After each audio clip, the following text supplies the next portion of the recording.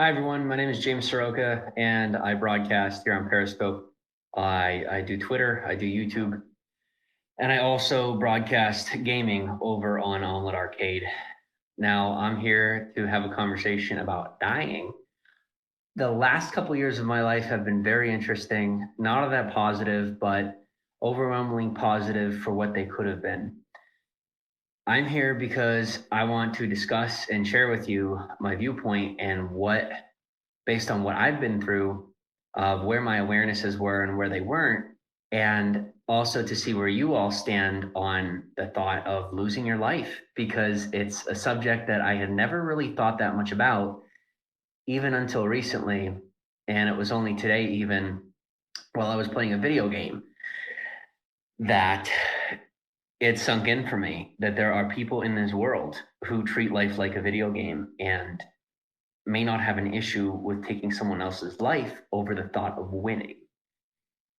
That isn't a pathology that had registered as even a possibility to me, that anyone would ever think that way in reference to human life. I know that might sound a bit naive to you. I was raised pretty much in the backwoods. I didn't get out a lot, but I lived my life. I got online and I went out and I said a lot of things that may put people in a position where they want to do that. And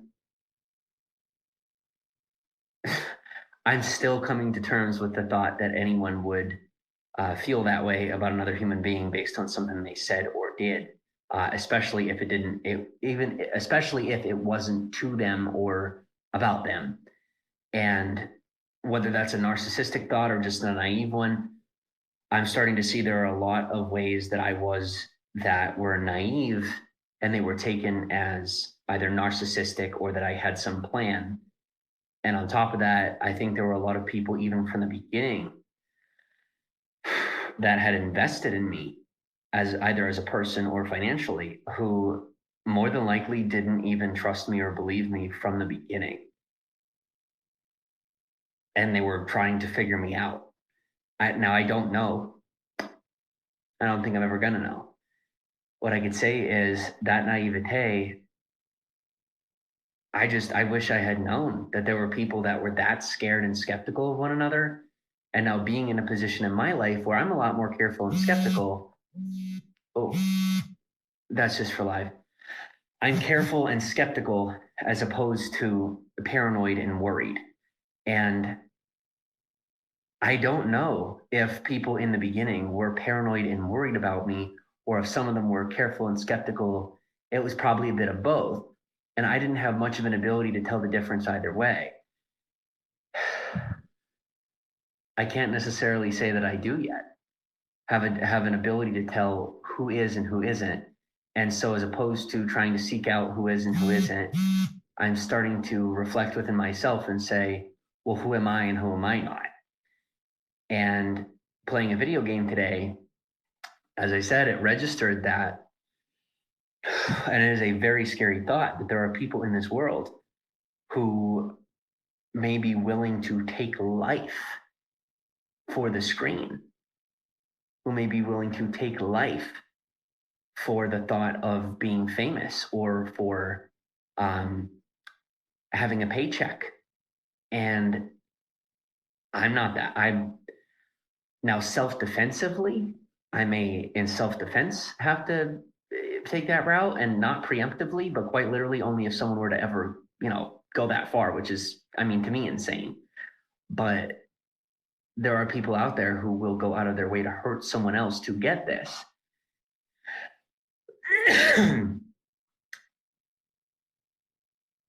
You can tell probably that in my brain, I'm still saying no, no, no, no, no, no, no. Like there's no way that no, because I have now come to accept and see that at a point after I've made a lot of mistakes, and I've also gained a lot of, whether it be negative popularity or what have you, infamy or whatever the case is, there are eyes on me, and that makes a difference, and that is a paycheck to some people. Unfortunately, especially in the realm of infamy, is that's a paycheck to people who would be willing to do things like that. And to me, that's a very scary thought, because that's not me. And a lot of what I've done is not who I am. And even the actions that I've committed to, most of the time, it was like I was walked into a corner and scared, pushed until I was feral and scared. And then I defended myself and it looked preemptive. And now, like I said, is knowing that my life isn't in danger is a really nice thing. But knowing now, just the knowledge that there are people out there who are willing to do that is very humbling. And it's also something where I say, okay, I like me and I like me the way that I am. I don't judge the people that are willing to go out of their way and do crazy things like what I would consider crazy and inappropriate, to hurt another human life for the sake of their own, in anything other than self-defense, which I don't consider justification. I consider it, are you going to be alive or not? I've had people who have legitimately threatened my life and tried to take my life, and I had to defend myself. Um, Not just take my livelihood or this or that, but take my life by taking my mind. And people will tell me, well, hey, that's not justification. That's not actually your life. Well, you tell me how far it's allowed to go before it's considered self-defense. That I am not self-defensive because I defended my mind. You know, where do you draw the line? Where does anyone draw the line? Tell me that I'm not allowed to defend my own brain. That it is wrong for me to say no to submitting to a mindset that has to do with giving up my identity. It's not something I'm willing to do. And now I'm being told that that makes me inhumane, that I will defend myself for the sake of keeping my own mindset. And only when it is quite literally threatened by people who have coerced their way into my life and pressured their mindset onto my life, and who now are continuing to, who in the background are working, whether it be legally or otherwise, to impose their mindset and their beliefs onto my life and tell me how to live. And it's interesting because even as I step back into the church, and you guys have seen where I'm taking my platform, I still have people who believe the same thing I do and whatnot, who are now challenging me for my integrity, because they want to challenge me and say that they have more integrity than I do, and that they understand where I come from and the choices I've made, as well as the things that have happened to me. And it comes to a point of depth where there are many narcissistic type personalities who would like to believe that they are a deeper person than me, or they've been through that more than me, whether it be because of the money that they have, or maybe they have children, whatever it might be. And I'm sitting here saying there are plenty of people who are much further along than me. I can usually tell who isn't further along than me based on whether or not they are challenging me. People who challenge me, they're below me. People who aren't challenging me, they're above me, or they're focused on their own life. And I don't say that someone is below me based on where they are in their life financially or anything. Like I said, for me, that comes down to, are they challenging my life? And I don't mean, are they challenging my money? I don't mean, are they challenging my lifestyle? I mean, are they going out of their way to end my life or constrict the way that I live while I live inside the law, while I live inside the rules? Are they challenging my life itself and trying to restrict my freedoms? That is someone who is behind. And anyone in your life that may be challenging you, as long as you are, within the law, that is telling you you are not allowed to live the way you're living. That is an oppressor. That is against our American values. And as I sit here on a liberal platform, I'm comfortable with that liberalism. I like what social media brings to the world. It brings a lot of transparency. It brings a lot of freedom. It brings a lot of opportunity to people who may not have had it before. At the same time, there are people who are abusing that system, and I was blaming the system itself, whether it is our country or whether it was the platforms. I began to succumb to something that a lot of people succumb to, is blaming the system, whether it be the platform or the country, is been blaming other people for blaming ambiguous platforms for people's decisions, or blaming my country for individual people's decisions, when it would be, say, the law let me down or the platform let me down. Yeah, they have. There are a lot of people who have not done their job in reference to my life. But at the same time, I have brought to this platform and brought to our country a lot of challenges, and it's created an exposition where it challenges a lot of the ways that we live and invites change in a very positive way. But at the same time, it exposes a lot of ways that we're not doing well. And so, as that challenge comes, there are people that are challenging my life itself. Um, as long as my life is not challenged, I do not see that person as um, someone who is out of their depth. But I do fear people who um, are coming at my life, and because they are out of their depth, and I don't think they know it um, in the ways that they see fit, and they don't see that by trying to prove me wrong, they are thwarting a lot of growth, not just for me, but for a lot of other people, and basing it just on the mistakes that I've made, not realizing the massive amount of progress that I've made on top of that, as well as doing everything I possibly can to make up for the mistakes I've made. And think about it this way. Oftentimes we seek punishment out for people that we believe need it, and not seeing when, okay, well, when do we need the middleman? When does the court have to happen? If you see the amount of effort I'm putting in to make up for the mistakes I've made, and then turn around and hopefully be able to offer something, that makes all the difference. And I've spent a lot of time allowing other people to decide for me that I don't have anything to bring to the table, or that what I have to bring to the table isn't of value. And as I continue to see lives shift and morph around me, I see that I am not responsible for their choices, but my lack of responsibility for my own choices has led to a position where I haven't been able to bring as much to the table as I say I can. But I also want you to see that there have been positions I've been in where I have had mindsets and parts of my belief system based around the people around me. This way, oftentimes we seek punishment out for people that we believe need it, and not seeing when, okay, well, when do we need the middleman? When does the court have to happen?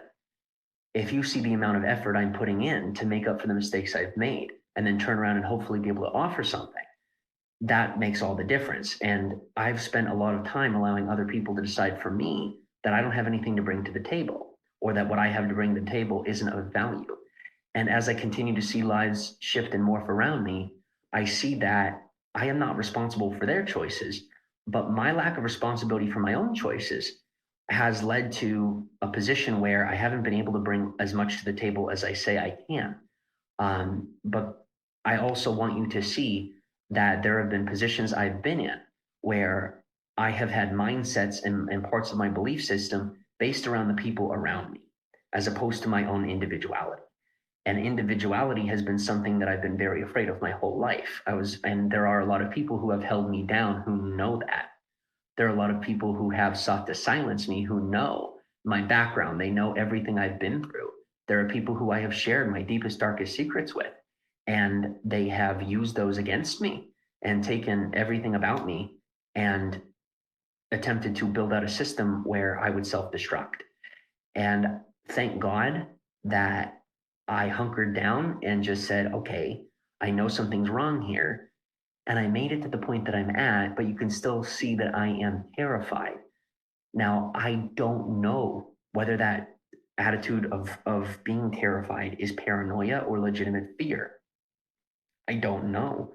What I do know is that if I continue to focus on that fear, whether it is paranoia or legitimate fear, it's going to bring to fruition a negative result, whether it be that people see my fear and interpret that as guilt, and then I get framed, or vice versa, that they see it as mental instability, and then I get institutionalized. There were people who put my mindset into a position where I was strong-armed. Okay, I learned this about narcissists, is that they will try and push things as hard as they can down to two options, and make sure that both of those options are one of two evils that include them winning and filling their pockets. I'm beginning to see that. I'm beginning to see it. And so for me, as people try to silence me in fear, it's very important that they step back, because the more they step in, the more they lose. And they don't realize that, because this system is engineered to shut them down, not me. And I don't think they see that. And when I say this system, I mean the system of social media. They're so used to working in their, right-wing extremist side. I'm not left-wing extremist. I'm not like that. I'm sitting in the middle and I'm watching everybody fight.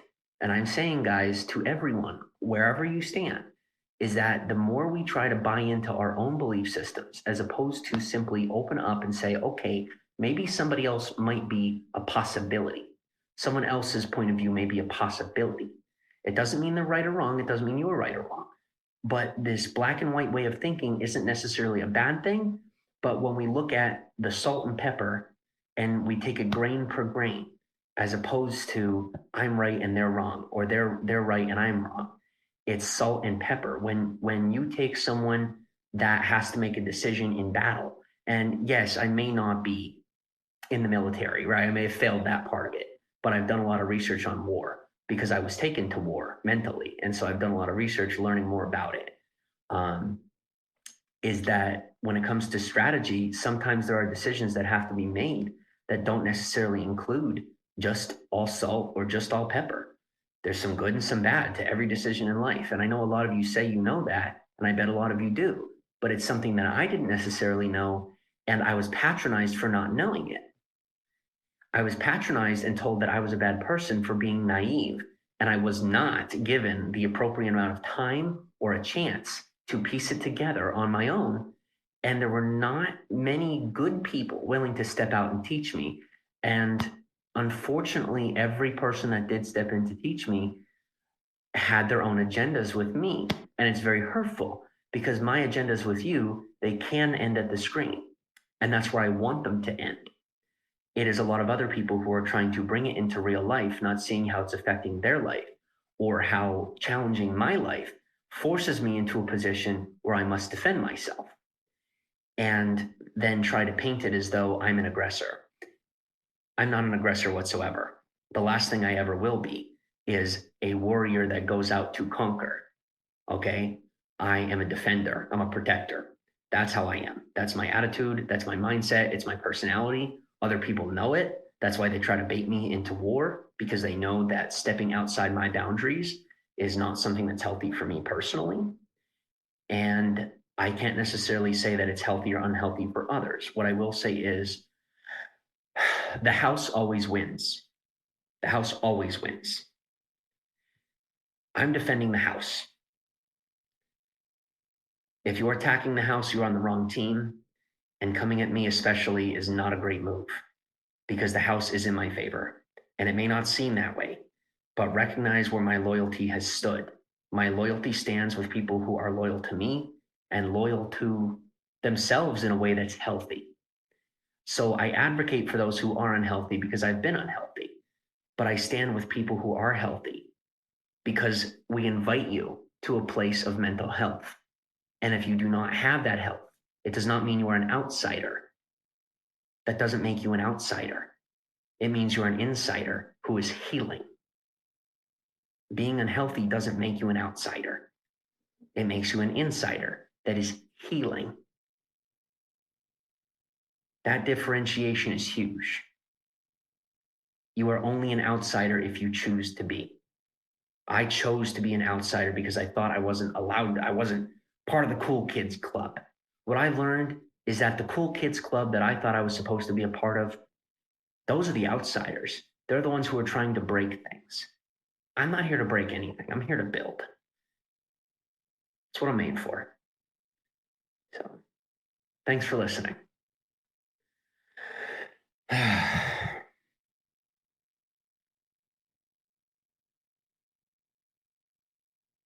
Stay golden, pony boy. That's right. Gotta stay golden.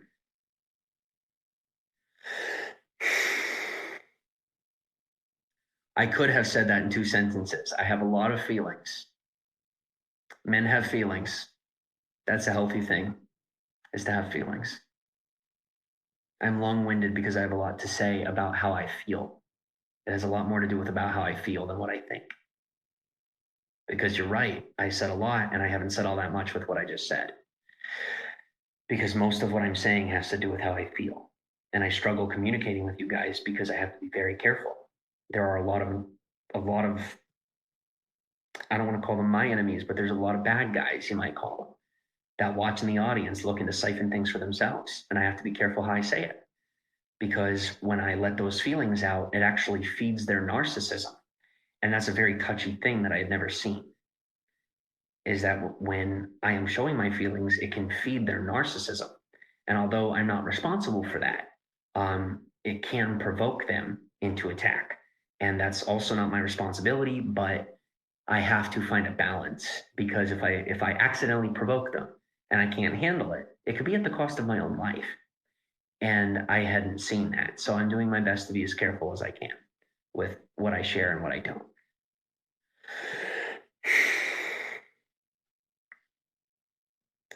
What do I do? Well, right now I do gaming a little bit. I am still getting back on track mentally and emotionally. So this is a big part of my healing process, is getting back on track with social media.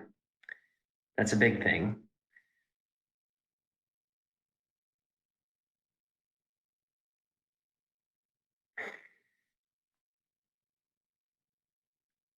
And I will say that as other people become obsessed with my life, instead of trying to spend my time figuring out why they're doing what they're doing and trying to be there for them, I'm starting to see that I haven't been there for myself enough. And this is me being here for myself while being here for you, as best as I can be. Is that I have to build my income. I also have to have this conversation with you. And at the same time, I have to be able to let out my feelings. And I don't have the time or ability to have it all come out at once. So I take it in spurts, little by little, as best as I can. And as I tell you how it is and how it goes, as you can tell in the comments, is there's a whole lot of people that want to let you know that they know better than I do while they're in my broadcast, and that alone exposes the lack of ability to tell you where to go. I'm going to tell you that I don't have the ability to tell you where to go. That's why I'm not telling you where to go. I'm telling you where I am. The best way for me to tell you where to go is by me just being myself and telling you where I am. And if it's where you want to go, it's where you'll go. And if it's not, then you won't.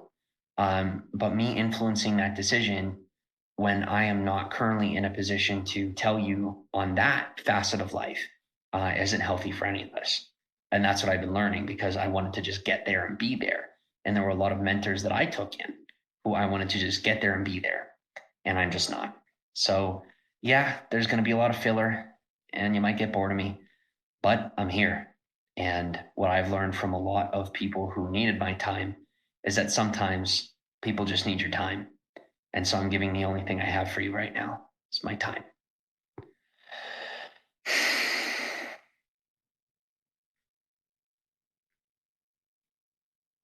What is my ultimate goal? That's what everyone wants to know. My ultimate goal is to go to heaven, if there is one. That's my goal, is that if there is heaven, is that I go to heaven. That's my number one goal, my main objective.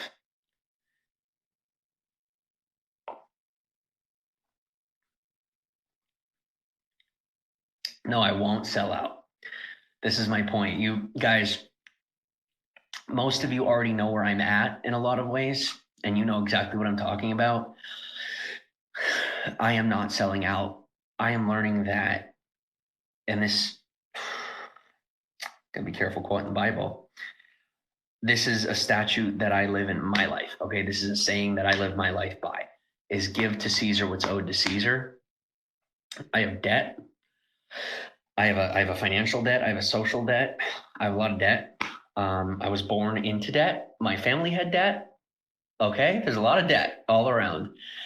And there is really no making my family better, or moving my family tree along in a healthy way, unless I start to pay that debt. And even though I might not necessarily have gotten the debt that my family got, but my family is in debt, and I'm going to have to step up and do my best with that to be able to turn around and fix that. So I think a lot of us are in debt and we may not even realize it. And so we try to take from others and steal from them in hopes that it decreases our debt. what a lot of people lack to understand is in the country of America, when you steal from someone else, you are stealing from yourself. When one American steals from another, you are stealing from yourself. You are not stealing from someone else. And that is one of the perfections of our country. Our country isn't perfect, but there are some things that we do very, very well. And that's one of them, is making sure that people cannot steal from one another, at least not intellectually, even unless it's, oh man, I got that look on my face. I got that I know it all look on my face. Oh God. My awareness factor is coming back. That's good. That's a good start. Oh boy. Okay, I don't know at all. I don't know at all. I care a lot, and I would really like to know right now. There's a lot that I do have to learn. I'm just hoping I have enough time to learn it. I really do. And I'm seeing there's not a whole lot of people that are looking to teach me. There's a whole lot of people that are looking to say they'll teach me, but really they see that they have a lot more to take from me than to give to me. But if you really do have something to give, I have to see it. And it's not me judging you. It's I've had that many attacks that I'm just like, if you really have something to bring to the table, I have to see it. For the way that I've been treated, if you're not nice to me, I'm not even interested in acknowledging you. I want to acknowledge you, and I will acknowledge you maybe in text, but when I have my own face here exposed, it's unhealthy for more than just you or me, for me to be acknowledging that. And that's what I'm starting to see, is it's unhealthy for a lot of people for me to engage with that. And I have always cared about that. I hope you guys know that. What I thought I could do is just blatantly ignore it. And I have getting educated on it. I have to continue to get educated on it and not run from it. So criticism and an attack are different based on the person's intentions. And I can read your intentions very well. And it's unfortunate. And I don't appreciate the abuse. And I know other people don't appreciate that abuse. So I can read your intentions and they're not true. It's unfortunate. And I would love to be a friend to people who I can tell need a friend. And what I've done in the past is seen people attack me and know that they're attacking me because they need a friend or they feel alone or they don't know what to do. And so my heart would go out to them. And I thought that if I put my heart out to them, that they would open theirs to me and then they would attack me instead and attack and attack and attack. And you can call me naive, but I really thought that they would take me in. That's common sense. I mean, to me, that was always common sense. And yes, even as I sit here, I will say, if most of the audience says that I'm wrong for putting my heart out there like that, I will turn around and tell you it is right. It's the right thing to do with reservation to our mental health. What I was doing wrong was I was giving too much of myself. I have to give just enough.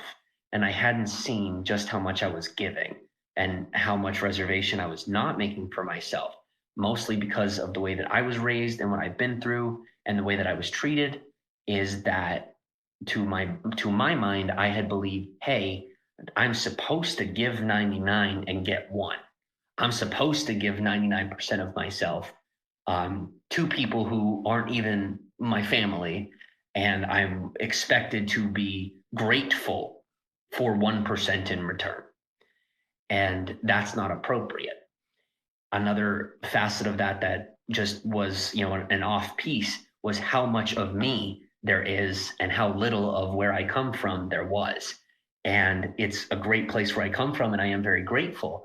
But ironically, if I had been respected as a person and I had been given the freedom to be myself, I not only would already have these rewards, but I would be bringing them back to the people who helped to raise me and helped to bring me up.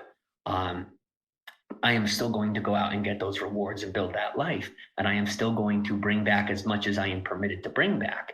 But I'm also learning that it's not always my choice. And sometimes you can win the lottery, but that can be a curse.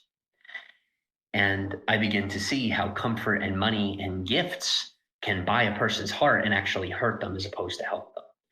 And it was done to me. I've accidentally done it to others. And I see that sometimes getting something can be more hurtful than giving it. A lot of times. looking to get something instead of give something is much more detrimental than we realize. And so I'm learning to give more than I get. And although I might not be giving you all that much, there are people in my real life that I'm giving a whole lot to, a whole lot to. And so as that equilibrium measures out and I'm able to give you more based on the time in my life and the way I spend it, I will be able to invest more into you and invest more into these platforms. For now, I have to keep things focused on where there is the greatest exchange of health for everyone, because I still have a lot of healing to do. And, I think we all do. So, and I have a lot of work to do here with you based on the damage we've all caused together. So, a lot of work to do.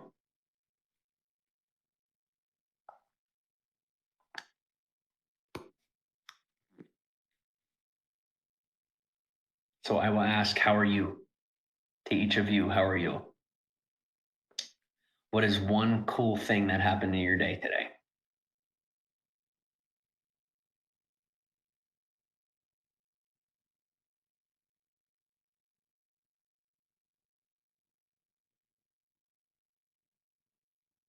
Could be better. Okay. What would increase your day? I'm making breakfast. Cool. What are you eating for breakfast? I won $170 on scratch offs. That's awesome. Now $170 I might be happy to win. I really would be scared to win the lottery. I know that sounds nuts to say that I'd be scared to win the lottery, but you know what? Oh, spooky thought. 170 bucks sounds good though. I like the sound of that. Staying in a hotel with 2 pools and a hot tub. That sounds nice. Good for you.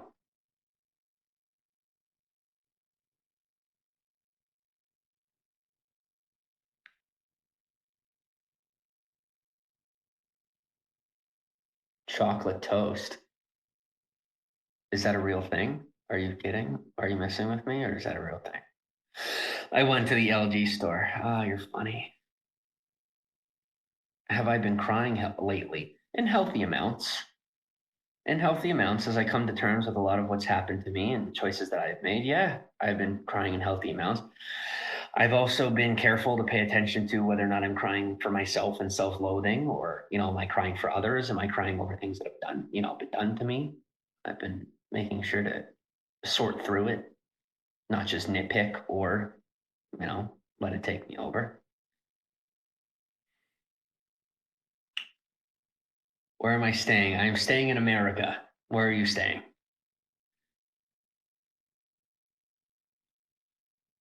Most of what I say is very constructive. Uh,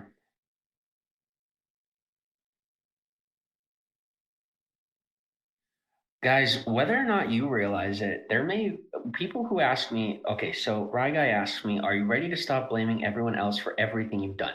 First off, there are two everyone and there's everyone and everything in that statement. For starters, that is a blanket statement that is very, it's just not, it doesn't work. That end of story. It's to be the statement, not you, but the statement is to be disacknowledged. I'm going to answer it as best as I can, regardless, but I'm still going to say it how it is. That's how it is.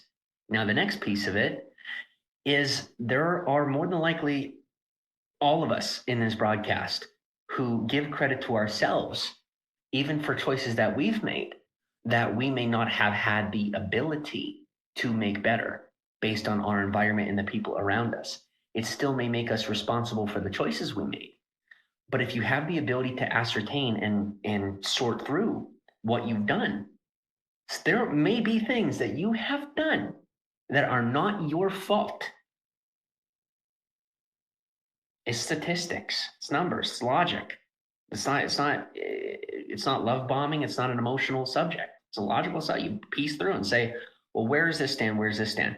And no, I can't have the full grasp of it. And there's still a lot of responsibility that I'm taking on that is mine. And I'm also, another piece of this, guys, is oftentimes, and this is something people don't think about, at least from my experience, I haven't seen a lot of people think about this, is there are responsibilities that I want to take on and choices that I want to own up to that based on the climate of everyone involved, that people will strong arm me into, hey, you're going to own this and collapse and topple your entire life, and you're going to own it right now, or else I'm going to stick my finger into your wound and press it around and pour salt on it, and then let people think that you're sick. And that is a big thing that's been done to me. So I've been taking a lot of responsibility for the choices I've made, but there's also that social ownership that will come out in time. I want you to know that if I have my choice, you stand in front of me, I'm going to say, hey, I did this, this, and that's it. Thankfully, I will say to your face, there are not any crimes that I have to confess to. I'm 100% on that. What there are a lot of poor choices that have affected people emotionally that I would love to just own up to and make an apology video. But there are people who would bury me in the ground for apologizing to you because of what it exposes from their life. And I would also have to be having a conversation about other people's lives just to apologize to you, even if I didn't mention them. And they are people whose privacy has been massively disrespected because of me. I've chosen to disrespect their privacy because they disrespected my life, and I did not have a choice. I would not be alive today if I had chosen to respect their privacy in disrespect of my own life. And these are people that I grew up with who are completely comfortable with me dying to protect their own privacy and the crimes they've committed against me. And so what I'm doing is doing my best to maintain their privacy and my life, while at the same time taking ownership for the choices that I've made in front of you.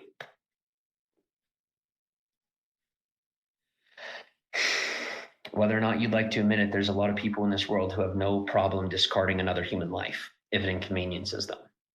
And me being alive exposes a lot of those people. So, well, I don't have parents. You're not allowed to be alive unless you work in a factory, you're incarcerated, or you're on drugs. You have to fit into the box that I say you fit into because of foster care. You have to be this, or you're not allowed to be alive. And you can sit in the chair you're in and tell me that I'm wrong. Or you can tell me that you made it through foster care and I'm still wrong. But I know, based on my own experiences, that I know we could compare, is most people I've met, all people that I've met who've been in my shoes or similar shoes came out of it with a massive amount of trauma that they don't work through because they're willing to blame themselves for things that they did not have a choice but to do to survive. Being left in the deficit of society and then just told, well, you're going to have to just do slave labor or you're a criminal if you don't do slave labor. And if you don't do slave labor, I'm going to force you into slavery and call it incarceration. Look up the legal codes.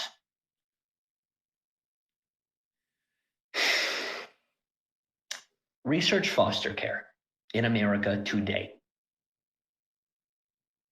That's what I invite you to do. I have to leave it at that for the sake of my own life. And I'm not kidding or exaggerating. You can call me a narcissist. You could say I'm blowing up the subject, or you could just use Google and you'll see that it's literally so freaking easy and obvious. And just Google it and piece it together on your own. It's not a convenience of my story is that I won't shut up. And so, yeah.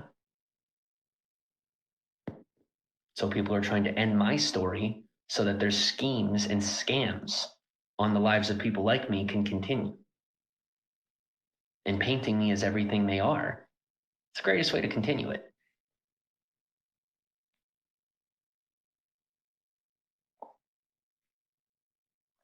Taking the garbage out isn't slave labor. Well, when you were expected to give your entire life to the people who raised you because they raised you, and you're not allowed to go out and discover yourself and live your life, or you are disowned, that's slave labor. That is, you are on your own, and we're going to try to stop you from living on your own if you try to live on your own. Silence is a weapon to people who use it as such.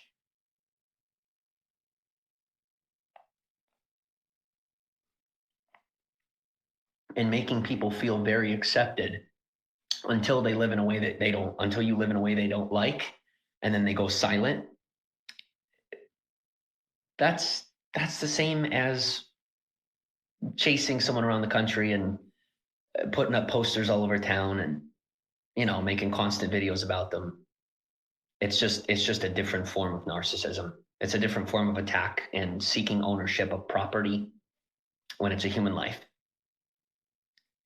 And a lot of you fail to see is that I am a protector of human life, even at the cost of my own freedom. So I know you see me. You know who I am. I was confused. I was scared. I did not see 90% of what was going on. I'm beginning to see the full picture. And there's a lot of people trying to stop me from seeing the picture, and they don't realize how far ahead I already am. And they're scrambling over it. And they're scrambling faster and faster, not realizing that the more afraid they get, the further behind they're falling. My focus is ahead, but it's also important we have a conversation about the past.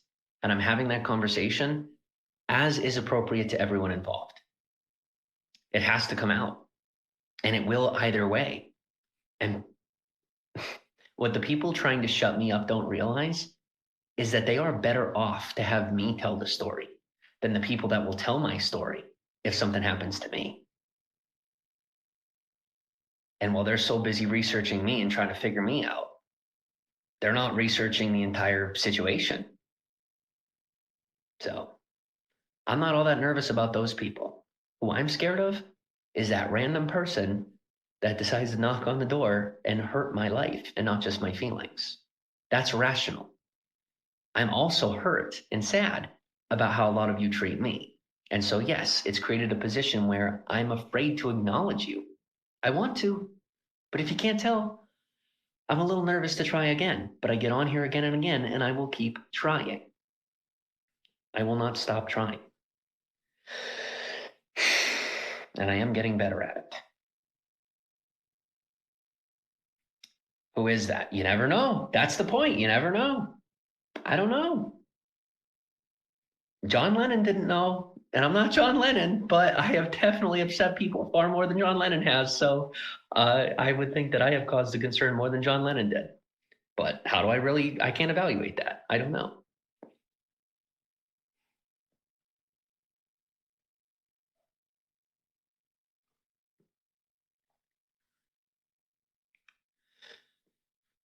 Yes, I am getting better at it. I'm here on screen talking to you after everything I've been through. Definitely getting better at it.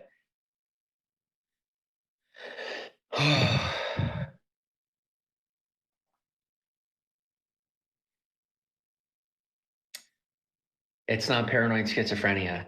No, I had a human being in my life move into the house, into my home with very, very creepy goals. Okay. It may not have been murder, but excuse me for being a bit shocked and careful from here on in. A little shocked, just trying to be a little careful. It's the fear of the unknown because there is now unknowns that I now know. And here's what I mean. They're known unknowns, okay? Meaning they are unknowns that I now know exist that I didn't even think of before, or at least I wasn't willing to acknowledge. And so it causes, I'm just like, oh boy. And I won't be thinking about it for long. I won't be focused on it for long. But as it comes to fruition and I think about it for the first time, it's literally today was the first time I thought about it. Literally today, it's the first time I thought about it. And I was just like, whoa, okay. So maybe for a week or two, I'll be a little nervous, but I will get over it. But it's a spooky thought that there are people out there who are willing to end someone else's life, period. Yeah, I guess I've been running from that since I was 18. I've been running from that because it's just a scary thought to me. And I'm not a coward in most ways, but we'll say that's a way where I've been a coward is it terrifies me. Terrifies me. Death is, I'm not afraid of dying. I'm afraid for people who have no problem taking life. And what I mean is without reason. the people who do it for excuse or for agenda, as opposed to a reason of self-defense, which is, at least to me, very different, which has to do with my morality, right? It has to do with the way that I live. So that is technically something that's going to be subjective. Now, for me, it's something that I like to think works, and so I stick to that. But yeah, those are where my fears sit, and there are going to be a lot of people who are going to press into those fears based on me being willing to express this vulnerability. But I am willing to face fear and have courage in it and accept those challenges just on a level that I can handle. I'm learning to step back a little bit and face them in a way that is not impossible, right? Is taking on so much onto my plate that I can't possibly do it. So I'm taking a lot less onto my plate than I used to. And, as you guys have seen, because I'm not on Facebook or Instagram or any of that right now, I'm just on Twitter, YouTube, and YouTube, Periscope, and Omelet Arcade, is that the precedence is my life, your life, and the lives of the people around me. Those are the most important things to me right now. Not even the level of my income is the most important thing to me, because it really is doing this well that's most important to me. And what is that paycheck worth if I'm not doing a good job? And so, in some ways, God has made the enemy my footstool, where there have been people who have enabled me and simulated an experience for me that I was gaining success. And I bought into that, and they did not expect me to learn all these lessons, which now, having dropped me, if I wouldn't do things their way, that's what they did, is they popped me on the floor. They thought that I was going to crash and die and burn, and I haven't. And the story's not over. It's only begun. And as usual, the enemy thinks he's the genius, and it doesn't all work out that way. It has a lot to do with dependency and loyalty. Is where do your loyalties lie, and how much are you really willing to give? Are you really willing to give your life? Because that is a lot more dedication than the willingness to take one. Another piece, are you trying to give it and give it up? Because that's unhealthy, at least from my perspective as well, is why are you going out and intentionally throwing yourself over a cliff when there's not a need for it? And if you want to tell me there's a need to blow yourself up when there's 8 billion people on this planet, that gets into some sketchy territory in a very sensitive conversation. But for me, I'm self-defensive, and I'm probably way more defensive than I need to be right now.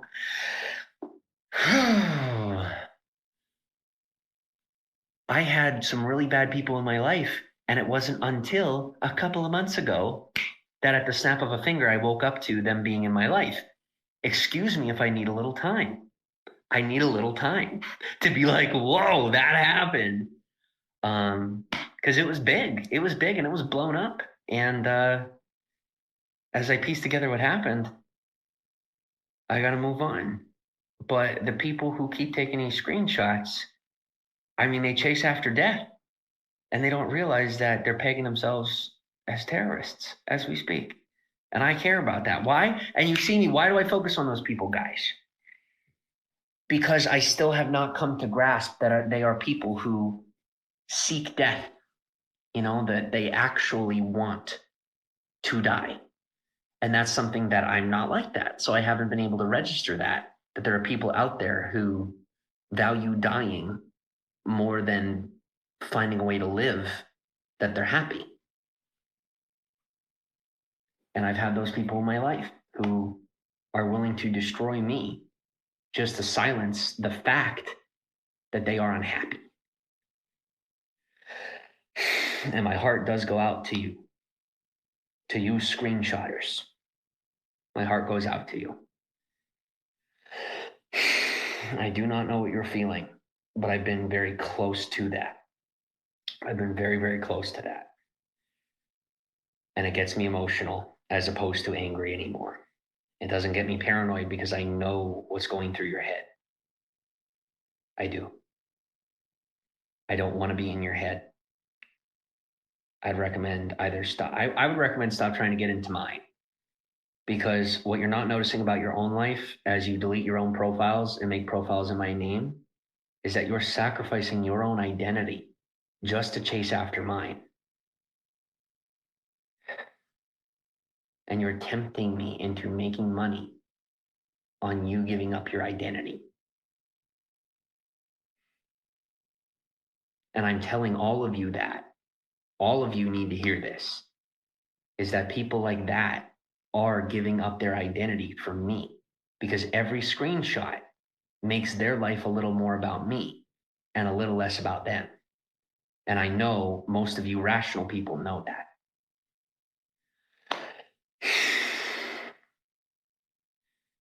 So the reason I say it is for a reason that you might not want to hear, but I'm going to say it anyway because it matters this much. When you're building your platform and you're building your life, fanatics are unhealthy people. To have a fanatic, I don't want some fanatical about my life. Is it enjoyable? Is it nice? Sure, it's great. One better is me being me and you being you. I've never wanted for people to become my fanatics. My guilt lies in letting it happen and then feeding it, because I didn't know that people cannot help themselves. I thought that people want to help themselves the way that I am helping myself, not helping themselves to someone else's life. So I appreciate your time in my life. And I want you to recognize that I value your time. And it means a lot to me that you're here with me, especially with me just doing all the talk. It does mean a lot.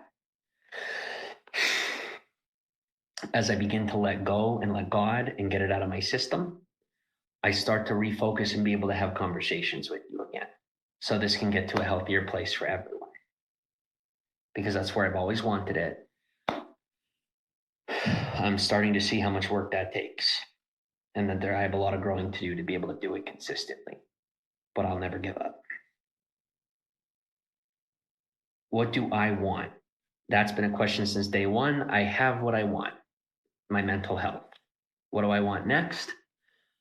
You want my transparency. I want a paycheck. You want my transparency. I want a paycheck. What do I want after that? I'd like to see you healthy. I would. That'd be great. It's a pretty healthy thing for me to put my own health and my paycheck before a life that doesn't belong to me when it's not willing to put my life first. And I don't blame you for not putting my life first. I think that that's one of the healthiest things you guys taught me, is to put my own life first and also value that paycheck, because it makes sure that I can build a family. And that although we can all live symbiotically, that we are technically in competition. For all intents and purposes, we are technically in competition. There's no need for it when we decide to create a systematic equality that involves legitimate equality and not just war. But that's definitely a world that we're going to have to work a lot harder to build when we're too busy screenshotting each other. I do think we're on our way, though. I do think we're on our way. So don't blame me for society's inconsistencies, because I don't have an ability to be the person I want to be in the world that we have right now, or at least in the world that I'm living, right? Is I have to continue to expand my world and expand my social reach, I guess, or change my environment, change myself. Change is what I'm going to continue to need to get to that point. So if there's any iniquities you see in me or things that just don't add up, it's because I haven't gotten the numbers, and I'm working in multiplication. I'm not working in addition. And like I said last time, you'll have a lot of people that'll say 2 plus 2, but 2 times 2 it's a different story.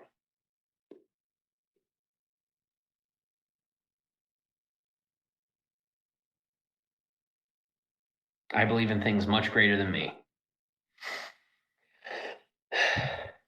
People greater than me. ideas greater than the ones that I currently have. I have the greatest ideas I can currently have. I seek to grasp ideas that I've come into contact with that I don't fully grasp. And I continue to seek out ideas that I know exist out there because I see their whispers in society and the reverberations in society of them, but I don't necessarily have them yet.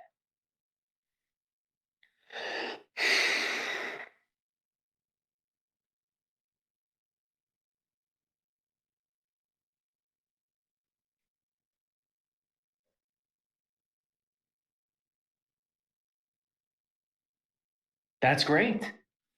Reagan says, I'm never in competition with anyone but myself, and I cheer everyone on who succeeds.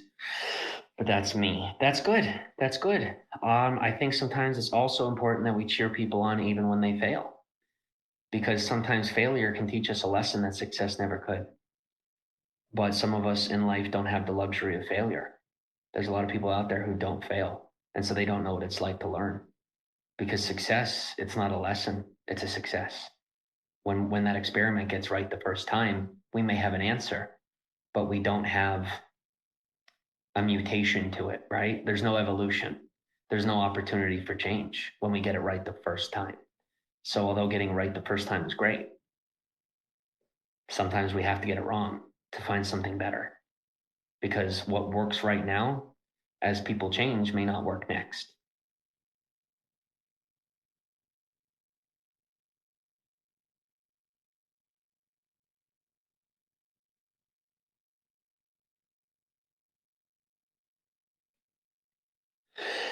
How much money do I want? How much money do I want? Currently, just enough to be able to spend my time with you guys. Currently, just enough to be able to spend my time with you guys.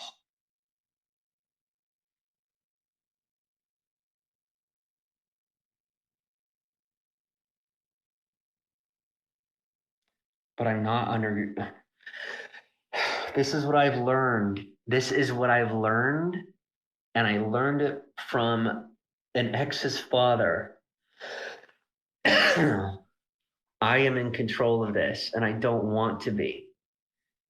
I'm seeing that I have to be more responsible with it in order to not be in control. I did not know. There are people out there who think I am as smart as them right now, like blowing out of proportion where I'm at in my life. You do not see my naivete. Ah.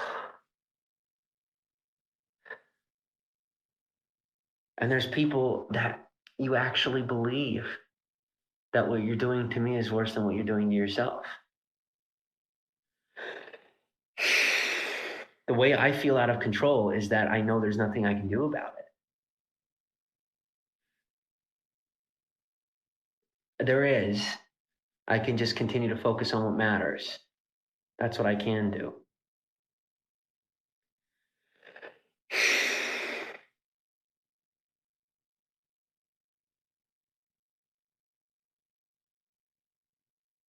Have I been told that I'm dying soon? Oh my gosh. I've had people telling me my whole life that you better watch out or you're going to, whatever. Since I'm a child, people have been telling me, watch out, watch out, watch out, watch out. So I'm familiar with people saying stuff like that. I keep focused and I move along because it does have a value. It has a value because it's a reminder that anytime I could go, I'm not afraid of going. It is, I'm excited for this life and how much I've invested into this life. I don't want to get hit by a car. Does anybody? No. But most people kind of don't count on it. They're just like, wow, I have today and tomorrow. I can fight with my spouse here. I can get away with this there, whatever. And I live life like this moment is my last because I've had a moment in my life. I've had more than one moment in my life where it was like my last moment. And it wasn't by my doing. And while there will be some people who try to convince you that I'm a risk taker, I am a risk taker, but not nearly as much as I have been forced into to try and paint the story as though I'm the one who's unhealthy. I am fighting to seek a place in my life where I can prove how healthy I am. With the amount of attacks I receive, there's a lot of people who are trying to suppress me, and they're exposing themselves as I push through it. Because even if they are just trying to make me look paranoid, look at what it's doing to me. Even if what they're doing isn't real, right? Let's say hypnotism isn't a thing, whatever. Okay, all crazy stuff aside, right? All the stuff aside that society sees in movies so that when they see it in real life, it can't be real because they saw it in a movie. Let's take this into account. It affects me psycho-emotionally. Clearly affects me psycho-emotionally. Regardless of how it works or if it's even a thing, they are emotionally and mentally abusing me. That in itself exposes that they're seeking to suppress me. You don't need any context. It's just that simple. They're messing with my human life for fun. That's still just as bad. That's just chaos. That shows a very mentally unstable person is behind that screenshot. And I know you guys already know that. I had to learn this. Some of you tried to teach me, and I didn't want to listen because I was just so scared. It's pretty darn scared. A lot of people were doing things to me that I couldn't understand, not only what they were doing, but why would they do it? And I still don't have my reason because there is none. There's plenty of excuses for that kind of behavior, just no reasons. People make excuses why they treat each other that way, not reasons. I've made excuses for some of the ways that I've treated people. At the same time, I don't think there was really an opportunity to do better. But as I sit here, I am in a deficit. When I get to zero, I will quit. I will say, all right, arms down, done. That is when I will be done. But as it stands right now, it's stood this way a decade ago. If I wanted to renounce my citizenship, that costs over $4,000, not to mention a whole bunch of other stuff. I did the research for reasons of other people out of like, what angles are they trying to get on me, right? When I was still all paranoid. And I didn't realize that I am trapped in this country regardless. And you can say, oh, well, it's you, Jimmy. It's just you. Well, how about you? If you want out, go try. That's not the country's problem. It's not on the country. This is my point. I'm saying there are people within the country who are abusing the system itself to try and strong arm people into slavery using our free system. It's an abuse of our country and it's tearing down our country. And that's a problem. And America is created in such a way where it has an ability to purge that. And it's purging it on its own. And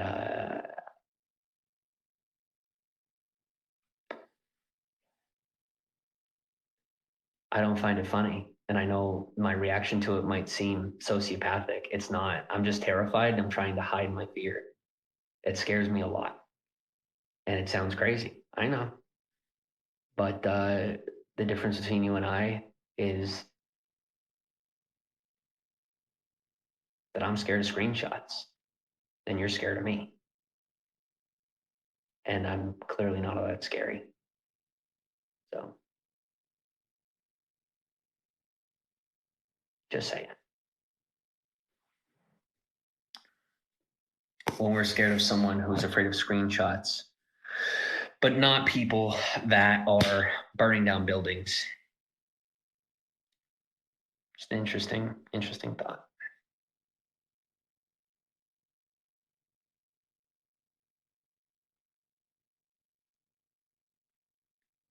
If you weren't scared of me, you wouldn't be telling me that you were not afraid of me.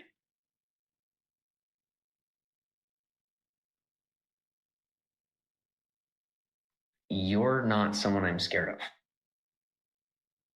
because you're someone who is intentionally trying to rile me up. I'm scared of people who are doing it not thinking or knowing they're actually doing it. I'm scared of the people who are not in recognition of what they're doing.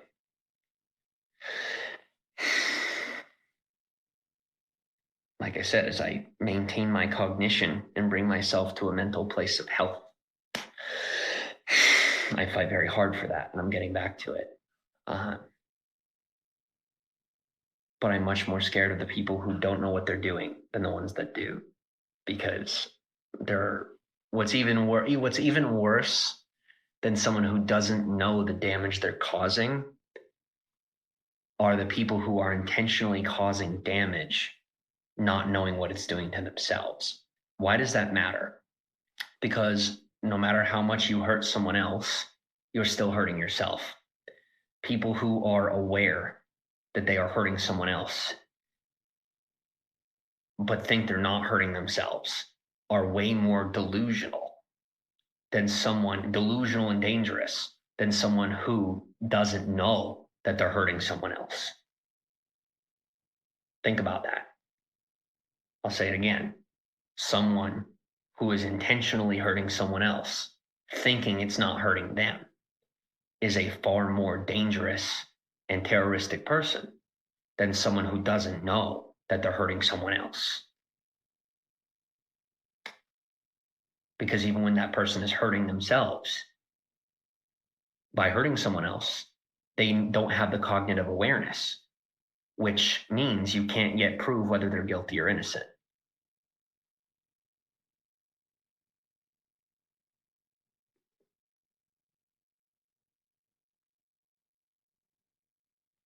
I like the facts. I like to know who I'm dealing with and what I'm dealing with. There's a lot of people who have tried to push me over the edge to figure out who they're dealing with. And the more they try, the less they figure out, because they're creating a scenario where you're not going to know who you're dealing with. And people don't see that they're doing that to me. Or they do, and maybe that's the intention. How do I know? I don't know. What I know is every screenshot is an intention. And especially if you see that it bothers me, you're still doing it. Starting to get the point here? Where our focus goes, our power flows. If you're going to abuse me, how can you sit here and say that I'm responsible for your actions? You're abusing me. When I shed light on it, I'm not creating negativity. I'm not feeding negativity. I'm exposing it. It growing has nothing to do with me. There have been people who've tried to make me responsible for the growth of their own negativity. To say that I am responsible for their social decisions, for a lack of an ability to personally take responsibility for their actions. That's insanity. The definition of a repetitious process. It's insanity. And it's not causing me to go crazy. I'm just sitting here while people decide to go nuts on their own. On popularity bias, not seeing what they're doing to themselves by trying to hurt someone else. Even if they can or not, it doesn't make a difference. They're still hurting themselves. And those are the people you should be looking at. And I'm not saying look at them for crimes or look at them for any of that. Look at them to be evaluated and helped because they're willing to hurt someone else. Period. I'm not responsible for exposing someone else's actions. That doesn't make me responsible for their actions or the actions of the people around them. There's a big difference between actually exposing negative behavior and framing someone to get the focus off of yourself. Which in 2017, I called out the biggest pedophile on Periscope when I had a whole lot of attention on me. And in return, he decided to destroy thousands and thousands and thousands of lives, including children, women and children. And they're still doing it. And those monsters have grown. And people are trying to blame me for their behavior because I exposed something that could put them in jail. Because I didn't know in 2017 that I was uncovering a ring of pedophiles, scammers, and abusers. I had no idea that I had kicked a hornet's nest while getting a lot of social attention. I had no idea. And they've been trying to bury me ever since. I didn't know that they would be willing to destroy another human life to hide their crimes. That's not something that makes a lot of sense to me, because I've made mistakes and you've seen them blatantly on camera. Because when I make a mistake, I want to make up for it as quickly as I can. That's a healthy thing to do. So there might be a lot of people willing to go with one another to cover up what they do. I'm just not one of them. There's a lot of people watching, and if I go down at this point, it's actually going to raise a lot more suspicion than not. And that's why a big part of why I won't shut off the camera. It's also a big part of why people are trying to get me off the camera. And they're becoming more and more exposed the more I broadcast. That's why I won't give up. So for me, it's not about exposing anyone. But I'm going to have a conversation about it when it puts my life at risk. So I can't necessarily know if it does, but there are people out there willing to destroy the lives of women and children just to silence my voice. I find that something that should be paid attention to, and it's not. You guys just want me to entertain you or shut up. It's my life at risk. What if it was yours? What would you do? And that's the question that I ask you. What would you do? Probably shut off the camera, right? It was too late the moment I turned it on. Most of you have no idea about that. The moment I turned it on, these people stepped into my atmosphere and were threatening my life, isolated me from my family and friends, and created an inability for me to breathe, think, see, feel without their permission and direction, and began to use me as a weapon against the establishment. And now I've woken up to it, and they're just trying harder instead of quitting. And they're tearing up a huge root of drama, crime, and a whole bunch of crazy stuff, and truly believing that they're going to bury it with me. And it's not going to work, but no matter how much I say, whatever Lollapalooza effect they can try to sell is what they'll go with. And the more I say it, the faster it happens, which is why I keep saying it, because this would have been a process that would have been drawn out over decades, and I caught it quick. It's a lot smarter to call it out, get them riled up, because then they make a personal decision to expose themselves, which gets them caught. And you've seen a lot of them get caught over the years. Why am I putting my focus on that and not my own life? Protect and serve. I'm a man. It's what I do. And I'm willing to let people say whatever they want about me if it means exposing a lot of crime, even when I don't get the views for it or the followers. Because I'm not interested in a platform, guys. I'm much more interested in doing the right thing, if you can't tell.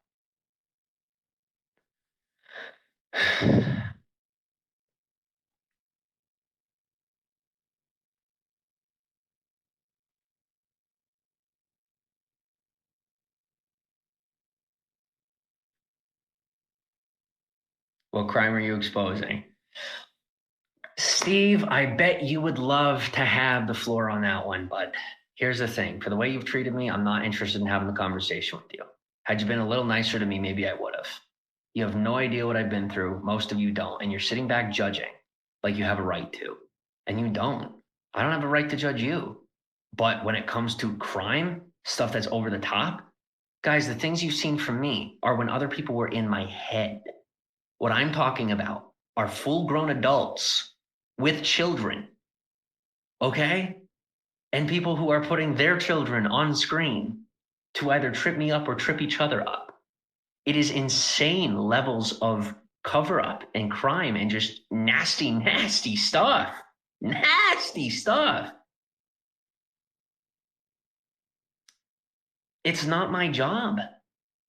It's not my job. But the more people try to shut me up, the more I'm going to talk about it. And while you guys are putting me in between your war, you're not realizing I'm supposed to be the mediator. Everyone's supposed to be figuring this out peacefully. And the more you try to go to war, it's just making my job impossible. And that's what you do to justify each of your sides. Well, the pedos need to die on one side. And the pedos say, well, the guys trying to catch us need to die. And guys, no offense, but most of y'all are perpetrators and victims. You've been through a lot and you've done a lot. I've made mistakes and I've had a lot done to me. And everyone's pointing fingers trying to say they have the ability to evaluate. I'm just trying to mediate and say, hey, get off of my back.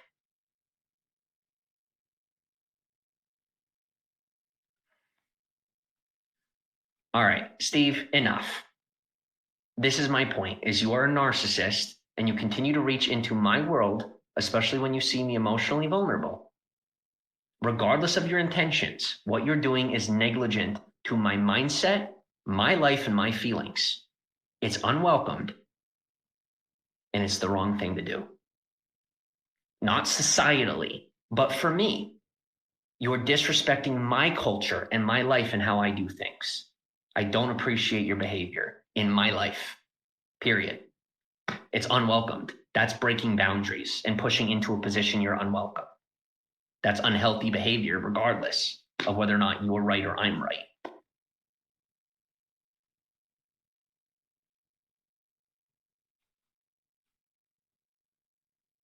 Are my mistakes forgivable? Everyone's mistakes are forgivable, at least from my viewpoint.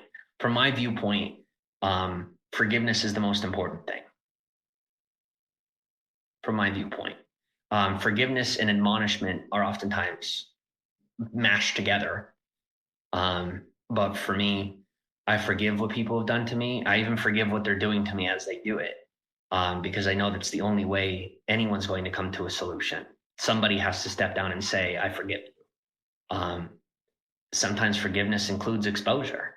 And when people will attack me, I am forced into a position where the exposure that is made for mediation becomes something that stands between two sides. And that's not what I want. And anyone that does want that, they lose in the end.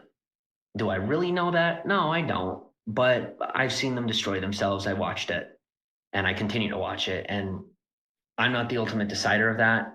But from my limited experience, there seems to be two kinds of people in this world: the ones that face their problems and the ones that run from them. People have thought that I'm the one that run from them, but I haven't been running from my mistakes. I have been effectively running from the mistakes of others my whole life, and I still am. And it appears as though I'm running from my mistakes, but I have owned every mistake that I personally have made pretty much on live camera. So I'm not seeing the exchange here, because I'm making up for my mistakes while everyone else is trying to make me an excuse for theirs and just cover it up and walk away. And if they haven't noticed yet, it's not actually working. I have learned now, hey, the more that I open my mouth, the safer I am. And so now I've seen that. And so I open it just enough. Because if I open it too much, I sound crazy. If I open it too little, I look weak. I'm learning how to say just enough. And I'm still not there yet, but I'm taking it day by day. And the more people try to either calm me down or hype me up, it's not getting me erratic, it's getting them erratic. And I don't think they see that at this point, that I've found my equilibrium a lot more than I used to.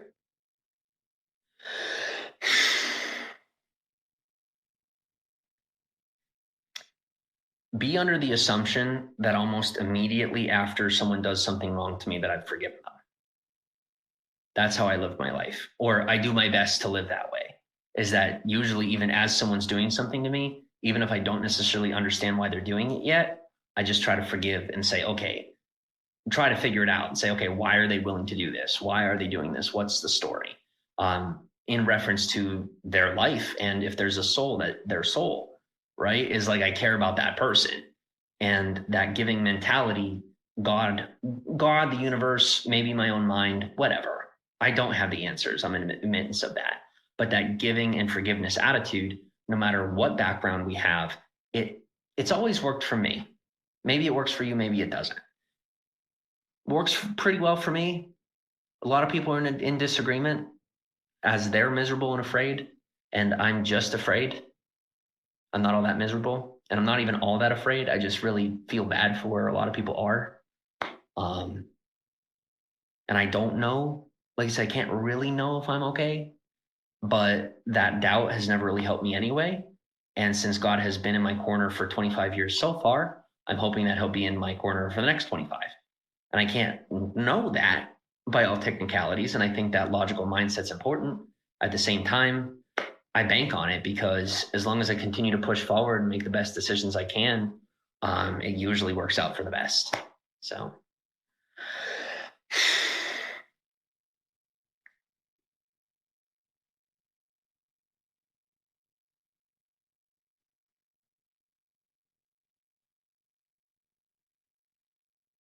Naof, if you had any idea what's been done to me, you wouldn't be calling me minimally. You're making me feel as though I feel as though the way you were saying it is to imply that I'm minimally humble. I have been through a lot, especially for my age. And I don't think people realize just how much that I've grown from it. That's the other piece of it. Is a lot of people will go through similar experiences that I've been through and maybe not learn near as much as I have learned. People say, well, I've had the experience. There are plenty of people that go to college and there's a lot of crappy social workers out there who have degrees. You really have the education. And so I went to the school of hard knocks and I paid attention to every little thing because I always struggled with the ability to stay in school. And since I struggled in school, I said, well, I'm going to learn from life. And I am an absorber and a learner, and I have a lot of personal goals within myself of self growth. And the reason I become so introversive when it comes to my growth, and yes, I may have made up a word, let's just run with it, okay? Because I want to sound smart and feel special. Just let me be, okay? Because I'm embarrassed that I couldn't make college work. But regardless, is I feel good about myself for the progress that I've made. And I'm not proud of some of the decisions that I've made along the way.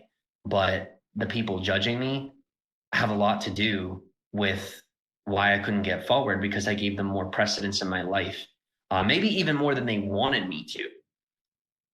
No one said it right to my face. They just let me know how they're not responsible for my mistakes, but they made sure not to say out loud that I'm not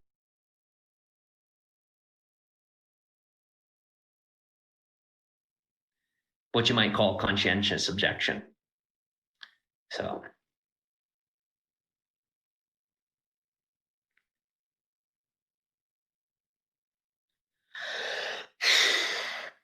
why am I mad?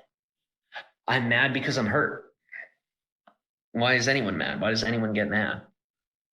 Most of us get upset or angry when we grind our gears, when we want to grow faster than we can, or if we're not making that progress. And I get frustrated with people because I want more quickly, and I want more growth more quickly. And I also want personal growth more quickly, and that's going to require me to continue to acknowledge you guys more, right? But then I also have my mental limits, right? I can only take in so many calories a day. Am I taking care of my body? And yeah, I get this neurotic about it. I said because I want to take as much in this life as I can to the max. That way I can give it back and then enjoy my retirement if I'm lucky enough to live that long. Jim, that's just life. Yep, plenty of people have said it to me. I've said it to plenty of people. I agree. That is just life. It is just life. I agree. Where the blame lands, I have been taught, matters very much.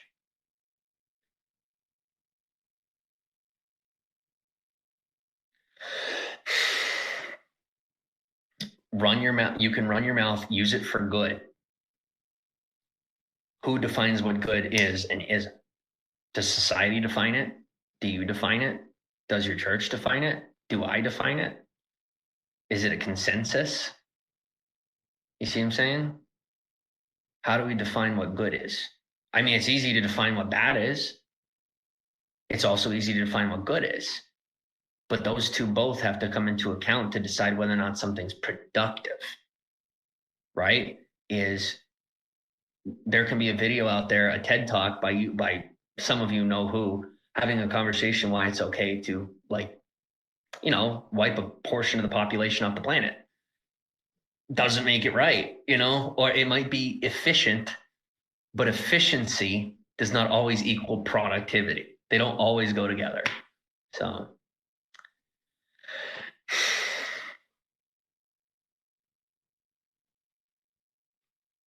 if you feel uneasy, you should see how much has made me feel uneasy. Okay? You're uneasy. I'm uneasy too. So am I. It's my own platform and I'm uneasy. I allow it because I'm challenging myself to power through this and learn how to handle it.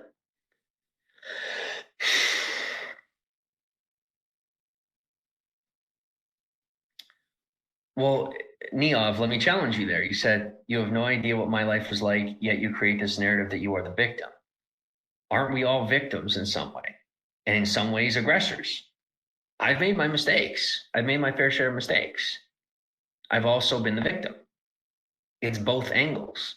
Only the person who's been in that life can decide if they're more of one, right? I'm not saying I am more of one than you. I'm saying with my experience in my life, I'm letting you know that you don't know where I stand. I don't know where you stand in your life. I have a perception and a knowledge on where you stand in my life being off. I'm not telling you that I'm right about your life. A lot of us go this way with each other as we say that someone else's perception on our life. I'm sorry. How do I say this? Let me say this well. That someone else's perception on our life. Now, I am completely gone. You guys can tell I have to get myself back. I can do this. I can do this. I can do this.